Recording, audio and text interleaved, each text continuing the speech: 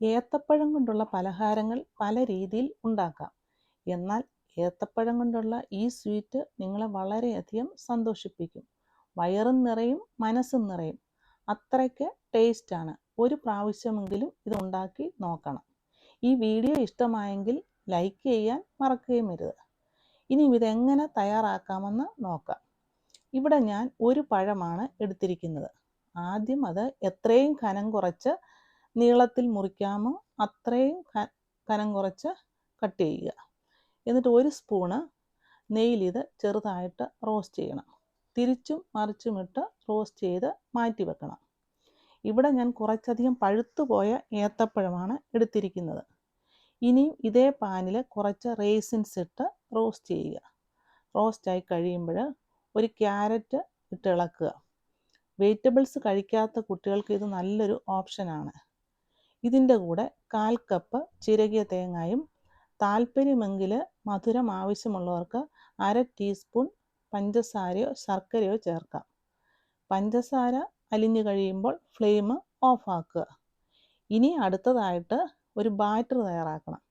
അതിനുവേണ്ടി ഒരു ബൗളിൽ ഒരു മുട്ട പൊട്ടിച്ചിടുക.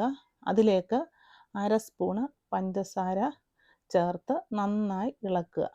കൂടെ 2 സ്പൂൺ മൈദാപ്പൊടിയും ചേർത്ത് നന്നായി ഇളക്കണം. മൈദ കൂടുതൽ ചേർക്കരുത്. ഇത് മിക്സായിട്ട് കഴിയുമ്പോൾ ഇതിലേക്ക് 1/4 ടീസ്പൂണ് വാനില എസൻസ് ചേർക്കണം. അല്ലെങ്കിൽ ഏലക്കാപ്പൊടി ചേർത്താലും മതി.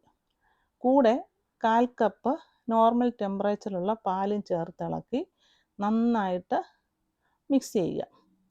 ബാറ്റർ ലൂസായിരിക്കണം ഈ രീതിയിൽ. ഈ ബാറ്റർ ചൂടായിരിക്കുന്ന പാനിൽ 1 ടീസ്പൂൺ നെയ്യ് ഒഴിച്ചിട്ട് അതിലേക്ക് ഒഴിച്ചു കൊടുക്കുക. ഒരേത്തപ്പഴത്തിന് വേണ്ട ബാറ്ററാണിത്. ഇത് കുറച്ച് നേരം അടച്ചു വെച്ച് മീഡിയം ഫ്ലെയിമിൽ വേവിച്ചെടുക്കണം.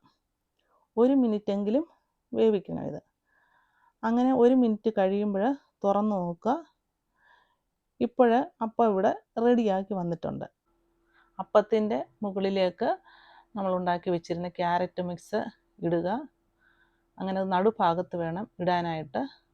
ക്യാരറ്റ് മിക്സ് ഇട്ടതിന് ശേഷം മുകളിലായിട്ട് റോസ്റ്റ് ചെയ്ത് വെച്ചിരിക്കുന്ന ഏത്തപ്പഴം ഓരോന്നായിട്ട് നിരത്തി വെക്കുക.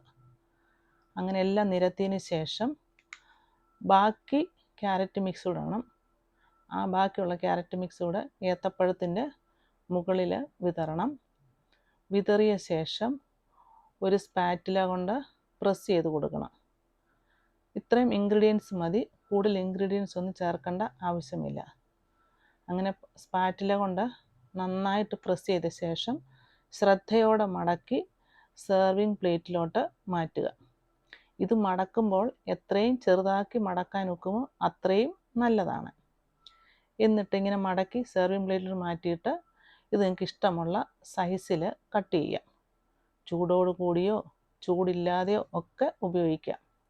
എപ്പോഴും ബേക്കറികളിൽ നിന്ന് പലഹാരം വാങ്ങുന്നതിന് പകരം ഇടയ്ക്കിടെ ഇങ്ങനെയുള്ള പലഹാരങ്ങൾ ഉണ്ടാക്കുന്നത് നല്ലതാണ്. കാണാനും കഴിക്കാനും നല്ലതായ ഈ പലഹാരം ഇഷ്ടമായെങ്കിൽ ലൈക്ക് ചെയ്യാൻ മറക്കരുത്. കമൻറ്റ് ചെയ്യുക, ഷെയർ ചെയ്യുക. അടുത്ത ഒരു ടേസ്റ്റി റെസിപ്പിയുമായി കാണുന്നത് വരെ ഹാവ് എ നൈസ് ടൈം.